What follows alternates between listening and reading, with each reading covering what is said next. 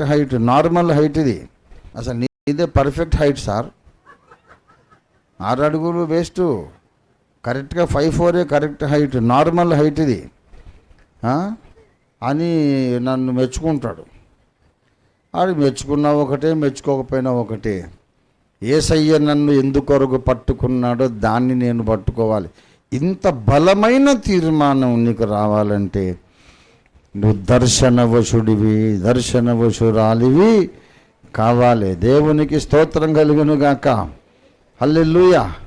ఆ తర్వాత నిన్ను ఏ శక్తి చెడగొట్టలేదు, ఏ శక్తి కూడా నిన్ను నష్టపరచలేదు, ఏ శక్తి కూడా నిన్ను దేవుని సంకల్పము నుండి వేరు చెయ్యజాలదు. దేవునికి స్తోత్రం కలుగును గాక. హల్లెలూయా. ఇంత బలమైన దేవ దర్శనం నీకు కలగాలంటే నీవు వ్యక్తిగతంగా దేవునికి ఇష్టడుగా, ఇష్టరాలుగా బ్రతకాలి, అడగాలి, ప్రార్థించాలి, దేవునికి లోబడి బ్రతకాలి. ఎన్నో సంగతులు ఉన్నాయి, నువ్వు సాధన చేయాలి. పౌలు భక్తుడు సంఘాన్ని హింసిస్తూ ఉంటే దేవుడు ఎందుకు దర్శనం ఇచ్చాడు తెలుసా? సంఘాన్ని హింసిస్తుంటే ఎందుకు దర్శనం ఇచ్చాడు? ఎందుకంటే తెలియక అవిశ్వాసము వలన హింసించాడు తప్ప ఆయన మనస్సులో ఒక వెతుకులాట ఉంది. గమలీయేలు పాదముల దగ్గర నేను ధర్మశాస్త్రం అభ్యసించాను. వీళ్ళు నజరేయుడని యేసే క్రీస్తు అని అంటున్నారు. ఏమిటి?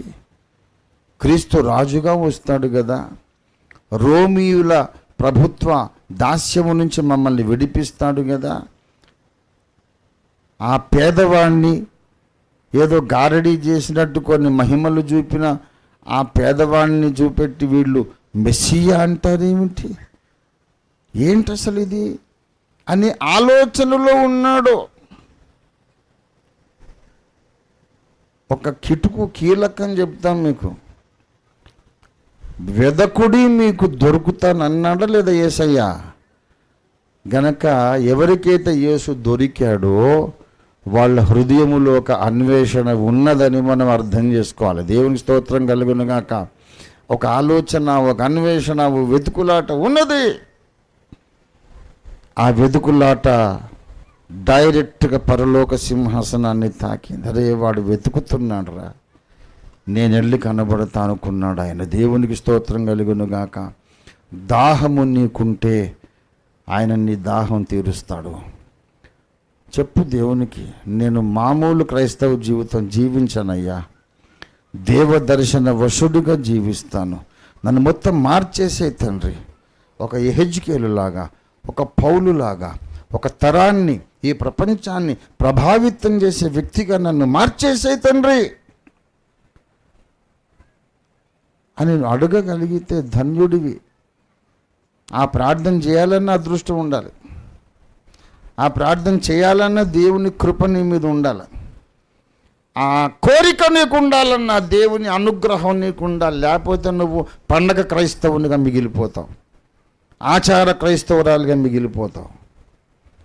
ఆదివారం చర్చికి పోయి కానికేసిపోయేదో గ్రేట్ క్రిస్టియానిటీ అనే భ్రమలో ఉండిపోతావు. రెండవ రాకడలో కానీ నీ రంగు తేలిపోతుంది. అప్పుడు తెలుస్తుంది ఎంత పొరపాటు చేసావో. దర్శనవశుడివి కాకపోతే, కావాలని ఆశించకపోతే కడబూరం రోగినప్పుడు నువ్వు సిగ్గుపడతావు. ప్రియ కుమారుడా, ప్రియ కుమార్తె, నువ్వు సిగ్గుపడొద్దు. నేను మిమ్మల్ని సంతోషపరిచే మాటలు చెప్పాలని కాదు, మహిమలో మిమ్మల్ని నిలబెట్టే మాటలు చెప్పాలనుకున్నా. నాకు అది చాలు. మీరు నాకు రూపాయి ఇవ్వకపోయినా పర్లేదు. క్రీస్తు న్యాయపీఠం ముందు మీరు తలెత్తుకొని టీవీగా నిలబడగలిగితే నాకంతే చాలు. I want you to be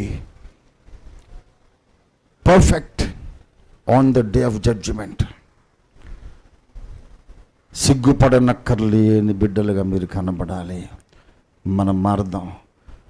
జీవితాన్ని, క్రైస్తవ జీవితాన్ని ఆషామాషిగా తీసుకోవద్దు. కుక్కలు అరుస్తూనే ఉంటే పట్టించుకోకండి. దేవుడు మిమ్మల్ని ఉన్నతమైన పిలుపుతో పిలిచాడు. ఉన్నతమైన గురి మీ ముందు నిలబెట్టాడు. అదేంటో మీ కళ్ళ ముందుకు రావాలంటే దేవ దర్శనం కావాలి. ప్రభువా నన్ను దర్శించు, ఈ మాంసపు నేత్రాలను కాదు, లోపలి కళ్ళ ముందుకు నీ దర్శనాన్ని తీసుకురా.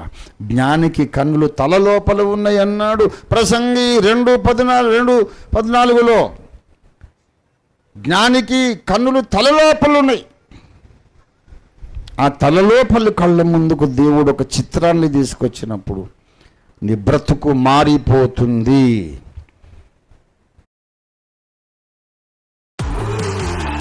మనకు రావాలి.